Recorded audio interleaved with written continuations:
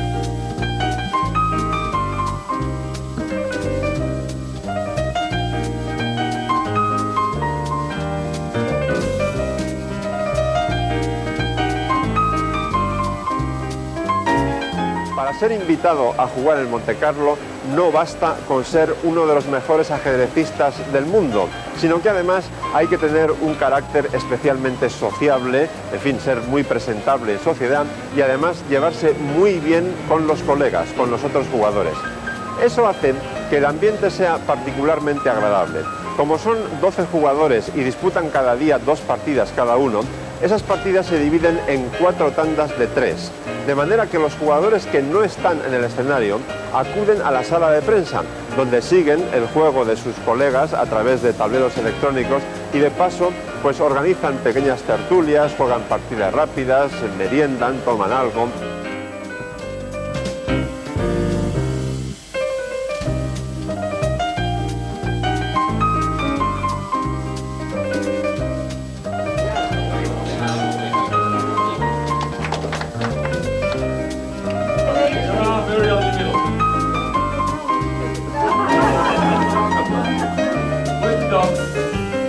De todas formas, el torneo produce mucho cansancio, porque tanto las partidas rápidas como especialmente las partidas a la ciega requieren mucha energía, mucha concentración, producen una tensión enorme. Pero a pesar de todo eso, los jugadores dicen que ojalá todos los torneos fueran como este. Están presentes aquí los primeros jugadores del mundo. Se le considera uno de los torneos más importantes del año. Y desde el punto de vista económico, también es muy importante. Con la participación de todos los jugadores más fuertes, salvo Kasparov, yo creo que es un torneo de la historia.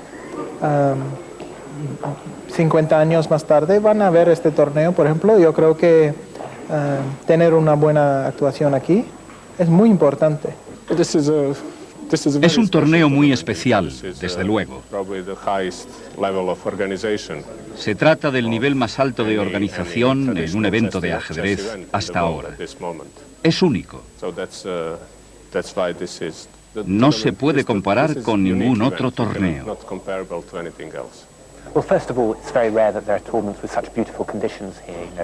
En primer lugar, están las condiciones. El lugar, el hotel es fantástico. La organización insuperable. Pero además hay buen ambiente aquí.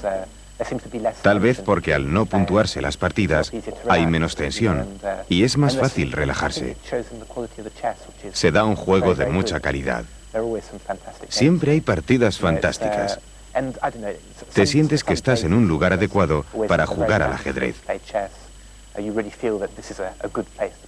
Es como en Linares. Ves todas esas fotos de anteriores ganadores de todo el mundo y piensas, aquí puedo jugar al ajedrez. Pues aquí ocurre lo mismo.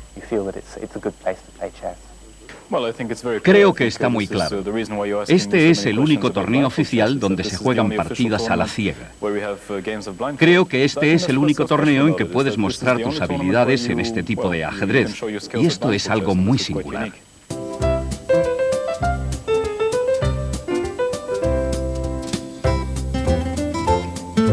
Nunca se recalca lo suficiente la enorme importancia de desarrollar las piezas con rapidez y con eficacia. Un retraso en el desarrollo puede ser mortal de necesidad, sobre todo si estamos hablando de una posición abierta con las piezas en estrecho contacto y especialmente si nuestro rey está desamparado, está al aire libre. Entre las muchas posiciones posibles que puedo poner como ejemplo, he elegido una que parte de la apertura italiana, cuya posición más característica se consigue después de caballo C6, alfil C4 y alfil C5. En italiano a esta apertura se la denomina giuoco piano, que quiere decir juego lento, pero eso del juego lento es relativo. Ahora, efectivamente, si las blancas eligen un plan tranquilo, a base de caballo C3, D3, enroque, etc., el juego es bastante lento. Por el contrario, si como en el ejemplo que quiero mostrar, juegan C3, con la idea de ocupar el centro con D4, entonces el tablero empieza a cobrar vida de pronto. La respuesta lógica de las negras sería caballo F6, y las blancas prosiguen con su plan, D4, las negras toman en D4, se recaptura nuevamente en D4 con el peón, y aquí por supuesto la jugada mejor, la más activa, es sin duda alfil B4 jaque. Ahora hay dos variantes principales, alfil D2, que lleva a posiciones más o menos sólidas, o caballo C3, en cuyo caso el tablero ya se incendia de inmediato porque esa jugada implica el sacrificio de este peón. Caballo por E4, aprovechando que el caballo de C3 está clavado sobre el rey por el alfil de B4. Pero las blancas prosiguen con su política de hacer regalos, no hacen ni caso a la doble amenaza en C3 y se enrocan.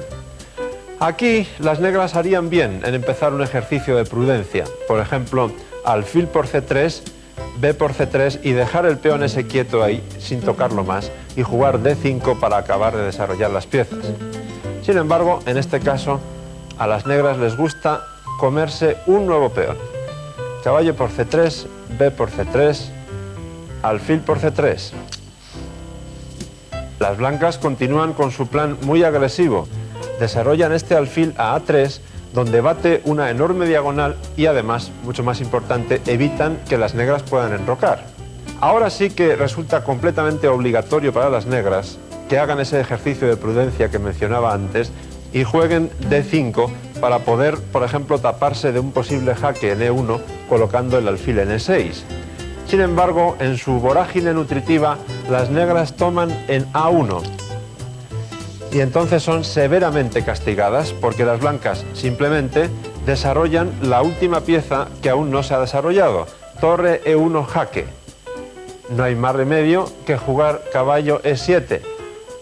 Y ahora la posición no tiene ningún secreto, simplemente se captura el caballo con el alfil y eso a las negras les cuesta la dama. No hay otra respuesta razonable que tomar el alfil en E7, torre por E7 jaque, rey por E7 y la liquidación se termina con dama por A1. Ahora, si contamos el material que queda sobre el tablero, vemos que las blancas han quedado con dama y caballo a cambio de 2 torres y 2 peones. Pero hay un factor todavía más esencial, más importante, decisivo, y es que las 3 piezas negras están todavía en su casa, sin desarrollar. Por el contrario, las 3 piezas blancas se mantienen aquí muy activas. Como pueden ver, el ajedrez es muchas veces como la vida misma. En este caso, El gusto por la buena mesa es algo loable y positivo, pero la gula, los atracones, pueden ser muy peligrosos. Los errores no siempre son castigados, pero desde luego es mejor no cometerlos por si acaso. Esta posición proviene de la famosísima apertura española, que debe ese nombre al clérigo Ruy López de Segura, considerado como el mejor jugador del mundo en el siglo XVI. Las blancas acaban de jugar C3, con la evidente intención de jugar D4 ocupando el centro y atacando a ese alfil. Aquí lo sensato para las negras sería, por ejemplo, enrocarse, con la idea no solamente de proteger al rey, sino de desarrollar esta torre y llevarla rápidamente a E8. También sería una jugada razonable D6 para soportar bien ese peón central en E5, o incluso una jugada profiláctica del tipo de alfil B6 para que el peón cuando vaya a D4 no ataque el alfil. Sin embargo, recuerden aquello de que más vale tener un plan malo que no tener ninguno. Y entonces las negras idearon un plan malo, pero que se tornó muy eficaz. Caballo G4. Se aumenta la presión sobre el punto F2 y además hay una idea escondida que consiste en desviar a este caballo de F3 con el fin de que la casilla de H4 deje de estar controlada por el caballo y la dama pueda venir aquí a hacer mucho daño. Las blancas contra caballo G4 lógicamente contestaron D4. Y ahora las negras siguieron con E por D4 y aquí está el momento clave de este ejemplo, porque las blancas deberían haberse preguntado para qué las negras estaban haciendo todo esto. No por capricho, evidentemente. Si hubieran hecho eso, se hubieran dado cuenta de que la jugada correcta sería H3, expulsar el caballo de aquí y solo entonces tomar en D4 con una posición bien sana y desde luego claramente preferible. Por el contrario, jugaron de forma automática, hicieron la jugada natural, C por D4, y entonces cayeron en la trampa que habían urdido las negras. Caballo por D4, sacrificio de caballo, las blancas toman en D4, y entonces las negras, como decía, pueden transportar su dama a H4, con una doble amenaza sobre H2 y F2. Como no se pueden defender los dos peones a la vez, las blancas optan por evitar la entrada en H2, que les parece más peligrosa, y dejar que la dama entre por F2. Dama por F2, jaque. Pero realmente el desenlace es fulminante. Hay que jugar rey H1 y ahora las blancas reciben el famosísimo mate de la coz. Dama G1, jaque. Y no importa con qué pieza capturen las blancas esta dama, bien sea con el caballo o con la torre, por ejemplo, torre por G1, reciben el susodicho mate de la coz, que, bueno, si echan un pequeño vistazo a esta posición, enseguida entenderán a qué debe ese nombre. Recuerden que un buen desarrollo de las piezas es fundamental y nunca consideren que su adversario es tonto por definición. Todas las jugadas, por muy inocentes que parezcan, pueden tener una venenosa intención escondida.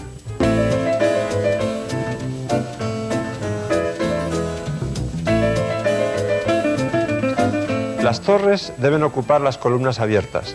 Todos sabemos eso, pero el problema está en cómo hacerlo. Si estamos hablando de una columna abierta en una posición central, entonces el asunto es relativamente fácil.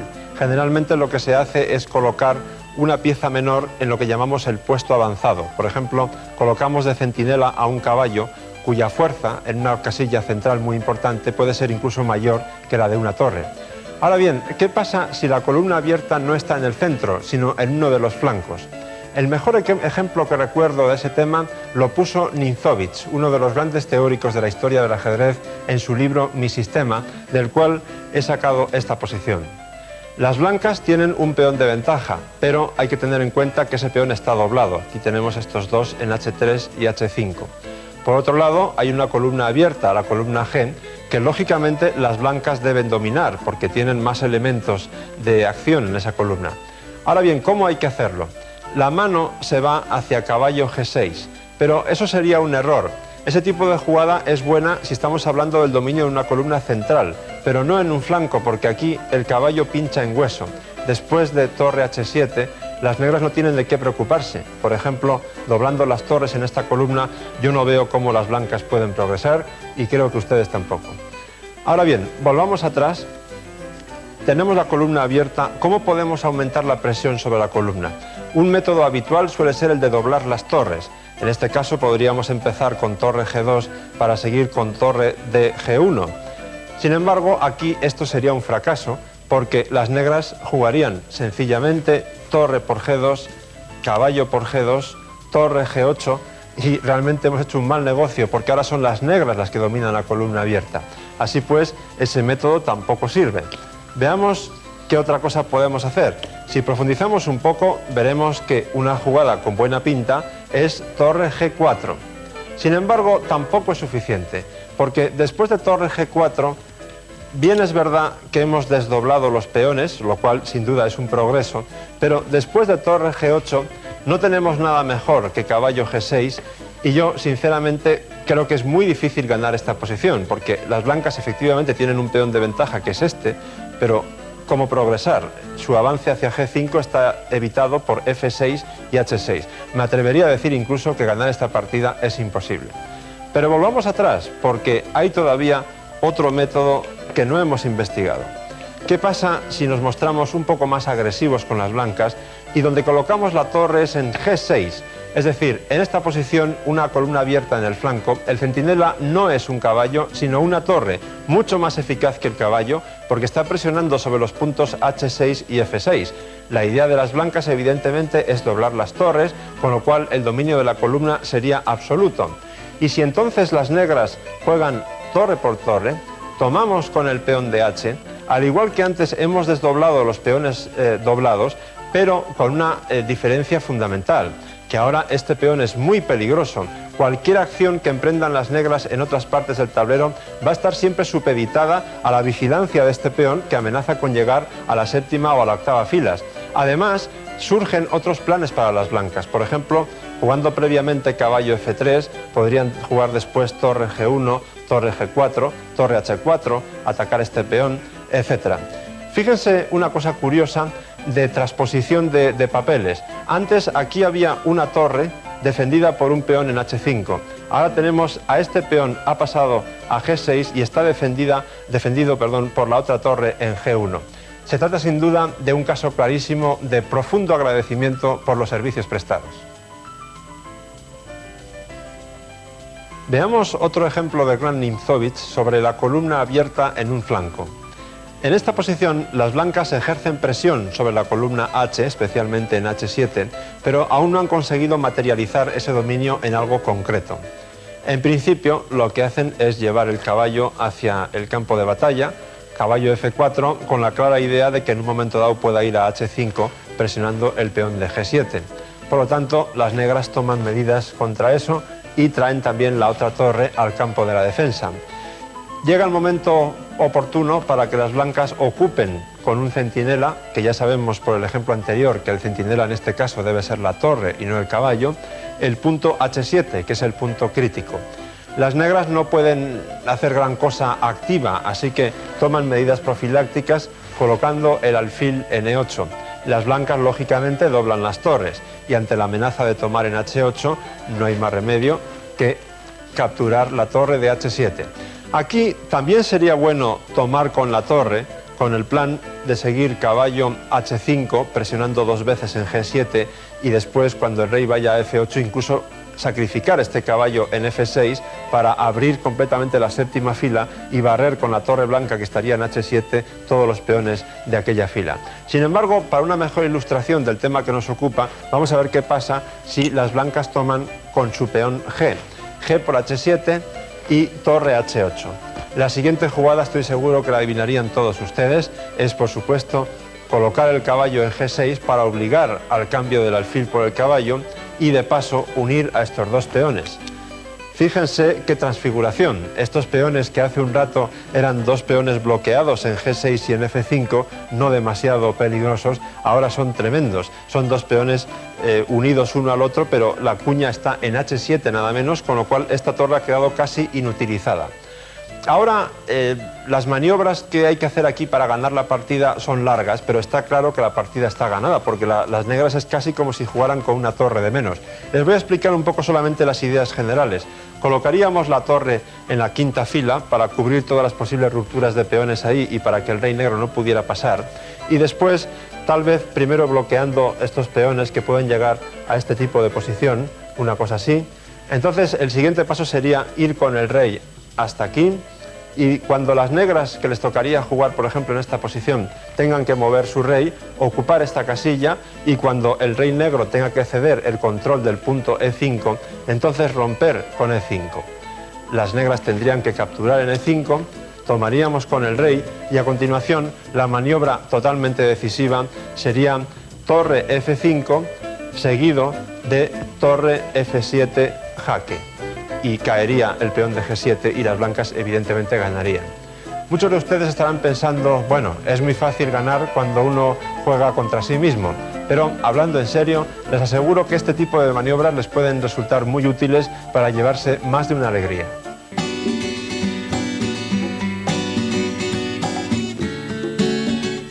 Este aparato no sirve para jugar un partido de fútbol, por supuesto, pero sí una partida de ajedrez.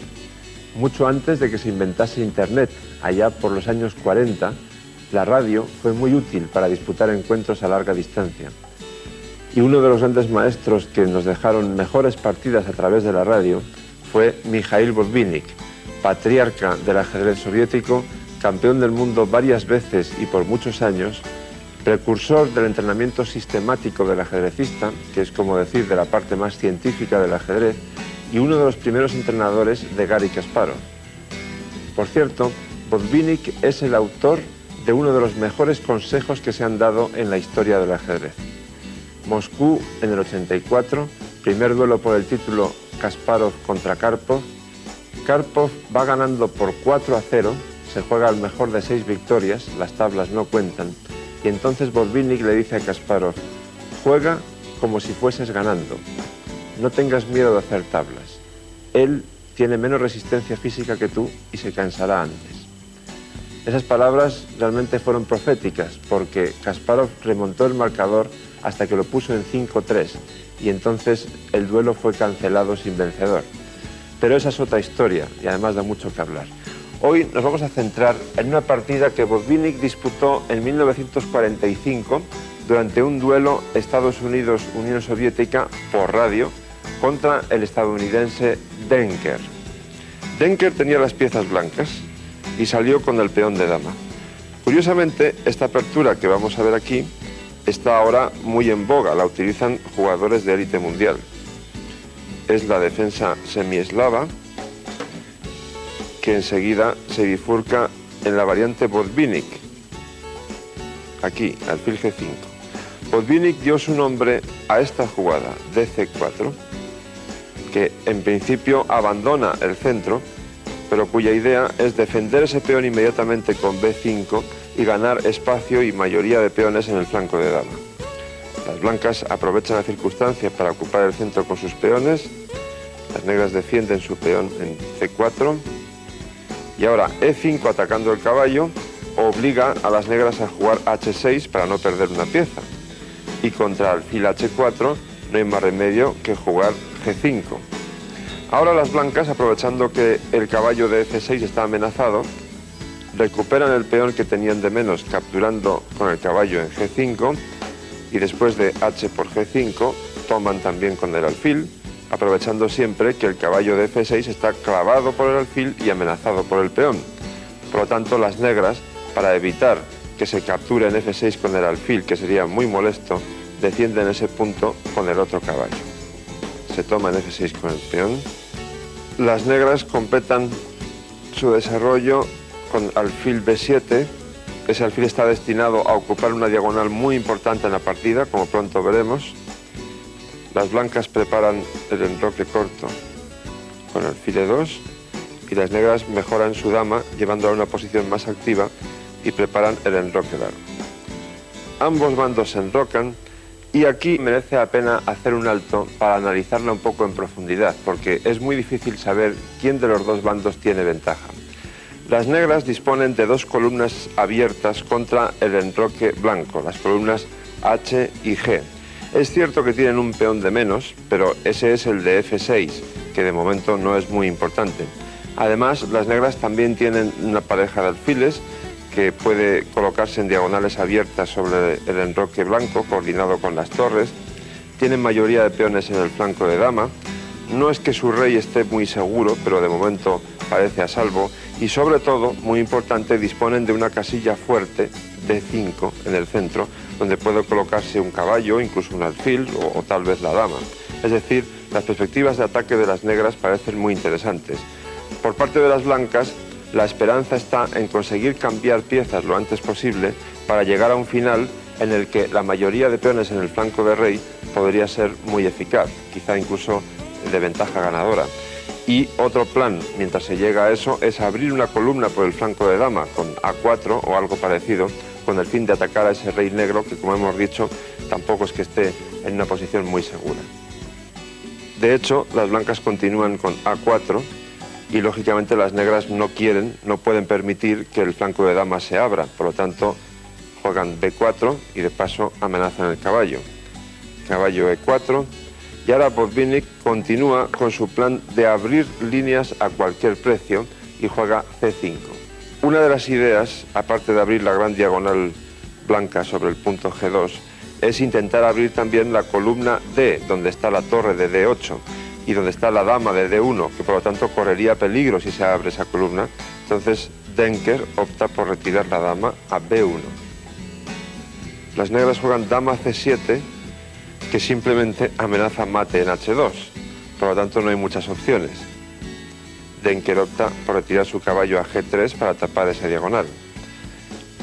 Entonces Botvinnik toma en D4 y Denker se aprovecha de un pequeño truco para que esa combinación que ha hecho Botvinnik no sea mortal.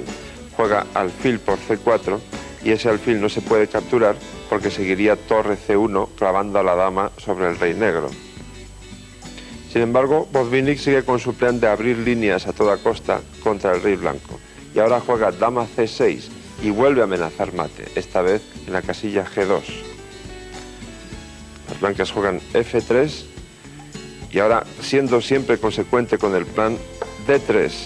Una jugada muy fuerte porque abre una nueva diagonal sobre el rey blanco, la que va desde A7 hasta G1. Por supuesto, no se puede capturar ese peón de D3 con la dama porque seguiría, por ejemplo, caballo E5, atacando dos veces a la dama con la torre y el caballo y también al alfil de C4. Las blancas tienen que jugar de otra manera y optan por dama C1, a ver si con un poco de suerte pueden cambiar las damas en la columna C y aliviarse de la tremenda presión que están sufriendo. Botvinnik da jaque con su alfil en C5. Rey H1, no hay mucho más. Y ahora dama D6. Fíjense bien en esta posición porque ahora vienen ya los fuegos artificiales definitivos de la partida. Aquí hay varias amenazas, pero la más evidente es dama por G3, por el caballo de G3, aprovechando que el peón de H2 estaría clavado por la torre. Denker, en consecuencia, juega dama F4. Aparentemente todas las amenazas están paradas. Sin embargo, fíjense bien en esta posición porque contiene un tema táctico muy frecuente que se da muchas veces en el ajedrez. Vean cómo el alfil de C5 está evitando la retirada del rey blanco a G1. Por lo tanto, Botvinnik debió pensar algo así. En esta posición, si no existiera el peón de H2, sería jaque mate o poco menos. Ahora bien, si yo tengo dos torres y para dar jaque mate solo necesito una, ¿por qué no emplear la otra en eliminar el peón de H2? Y así, de una forma tan lógica, nacen las combinaciones brillantes como esta. Botvinnik jugó torre por H2. Única jugada, rey por H2. La siguiente seguro que ustedes ya la han adivinado. Torre H8 jaque. Sería una estupidez jugar alfil H6 porque entonces ese alfil estaría clavado y es la única pieza que defiende a la dama de F4. O sea que alfil H6 no valdría por dama por F4 y se acabó la partida. Denker utilizó un recurso de emergencia, dama H4, con la idea de resistir de alguna manera el ataque en tromba de las negras. Pero después de torre por H4 y alfil por H4, el festival de fuegos artificiales no ha terminado, porque Botvinnik todavía dispone de otro golpe más, dama F4, que ataca a los dos alfiles a la vez. Lógicamente, Denker abandonó. Si hubo algún cronista retransmitiendo por radio esta partida, seguramente le pareció tan interesante y tan emocionante al menos como un buen partido de fútbol.